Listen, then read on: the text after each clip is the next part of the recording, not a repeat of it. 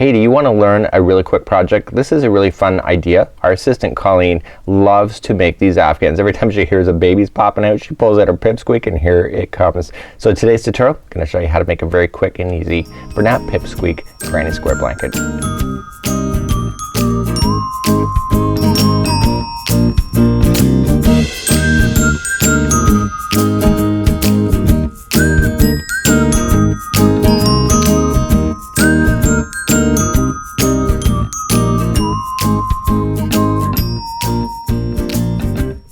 So let's get started. Today we're going to be using the Bernat pipsqueak. This is a 250 gram ball. This is a larger size ball. You'll need 2.5 of these balls in order to complete the afghan. The afghan is 42 inches square and it consists of 25 rounds going all the way around, and you will need a 6.5 millimeter or a size K crochet hook today.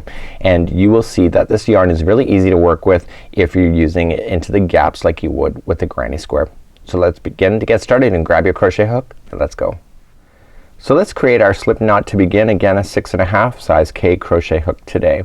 Create the slip knot and just slide your hook in, and I am using a bamboo hook today. It's just a preference today. I don't have any grip handles that actually have 6.5 millimeter or size K. That's why I'm using the bamboo today. So let's start off and we're going to chain 4. Remember, the one on the hook already doesn't count as one. So 1, 2, 3 and 4, and simply just going into the beginning chain. It's really hard to tell where it is, but just feel around with your fingers and you can stick it into the first chain and pull the yarn through to create a slip knot. And if you just ram your finger through the middle of it, you can find the center ring, and then that begins the project. Let's begin. We're going to start off and just simply chain 3, 1, 2 and 3, and then coming back into the center of this ring we are going to double crochet 2 more times. Remember that in the rules of crochet, that chaining of 3 that you started with is technically usually always a double crochet. So therefore there's actually 3 here.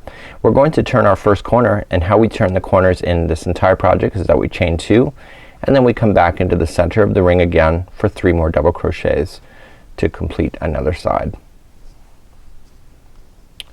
Now, as I said before, our Colleen, our assistant, does these a lot. She loves working with this yarn. I don't mind it either, to be honest with you. So we're gonna turn another corner. We're gonna chain 2, 1 and 2, and then coming back into the center of the ring for 3 more double crochet.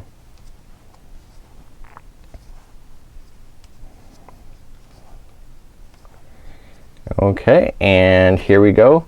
You got your 3 in, so you can almost see here, if you look carefully, you got one side here, another side here, another side. We still have one more side to go. Let's turn a corner by chaining 2 first, and then coming back into the center of the ring for the final side for 3 double crochet. So this would be round 1 of 25 that we are doing, and so we're not quite done. We still have to do the final corner because you can see the corner is missing. So we chain 2 and then we come into the center just like so, or sorry, come in the top of the chain 3 that you started with, and just put as a slip stitch. So just pull through and through, and so let's begin another round. So this would be round number 2 of 25. So we just simply just chain up 3 and coming back into the same gapping space do 3 more, or sorry, 2 more double crochets, because that chaining of 3 counts as one of them. And then simply what we have to do is that there's no gapping spaces between this corner and this corner, so we just chain 1, okay, and then come into the other corner over here, and we're going to do 3 double crochets over there.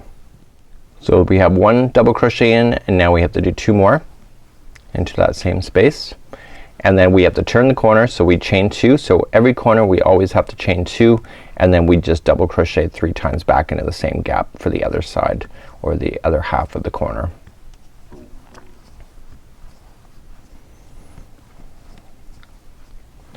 Okay, and now we chain 1 because we're in between the corners, so we always chain 1 in between, and then we start the next corner over here because there's no gapping spaces.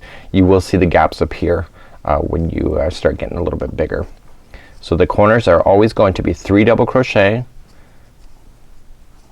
chain 2 and 3 double crochet. Again, really easy. Now Colleen watches a lot of TV when she does these, so it's a really no-brainer. It's a relaxer for the end of the night for her as she works a stressful full-time job. So we're gonna chain 1 and then coming back into the next corner is that we're going to, what is the corners? It's 3 double crochet. Okay, chain 2 and 3 double crochet for this corner.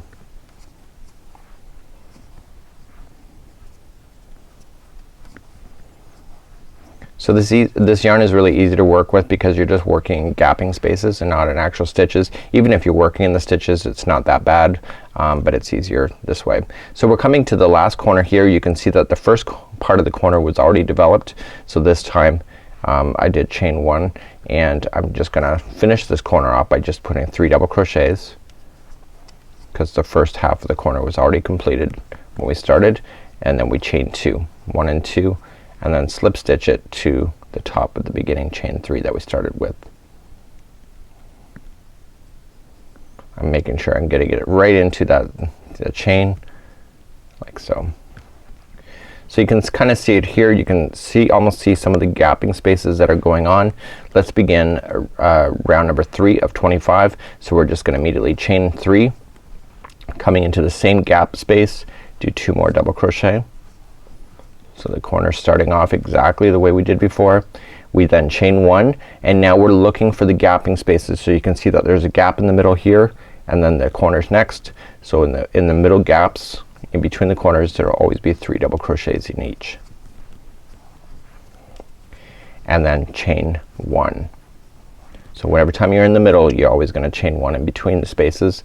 And then here's the next corner. So what are the corners? That's right, 3 double crochet.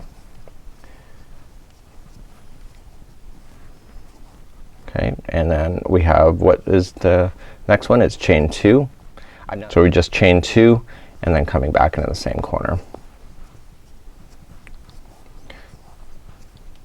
I noticed that when I teach in live shows that if I give the answer right away, it doesn't allow people to think, so I'm trying to do the same practice here on camera. So we're in the middle, so we chain 1 and we're in the middle, so that's gonna be 3 double crochets. And look how big I'm already getting. Chain 1 and then coming into the next corner.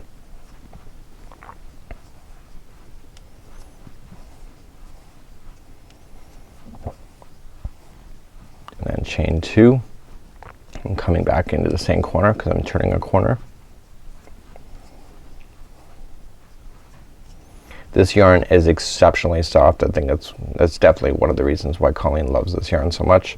We're going to chain 1 and then coming into the gap space in the middle between the corners, it's 3 double crochet.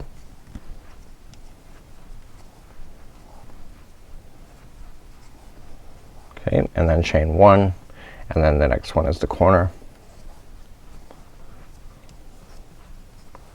So the corners are 3 double crochet, chain 2, 3 double crochet.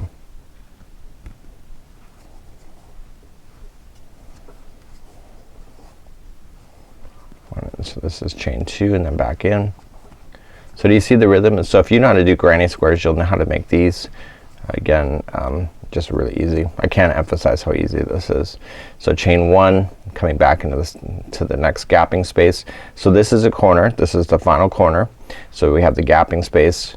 So just don't confuse thinking that it's not the corner. So you just gotta look a little bit more carefully because it is really fluffy and soft. Sometimes it's not always easy to tell, but I can clearly tell that like if you look at it from a distance, that it's gonna finish off in this particular one. So we're just gonna come into the final corner. So you'll do this every time you hit the final corner, and it's 3 double crochet. I'm gonna restart that corner. I'm trying to rush myself here and I shouldn't be. So we're just 1 double crochet, 2 and 3, and then I'm simply just going to chain 2 and then slip stitch to the top of the beginning chain 3 that I started with.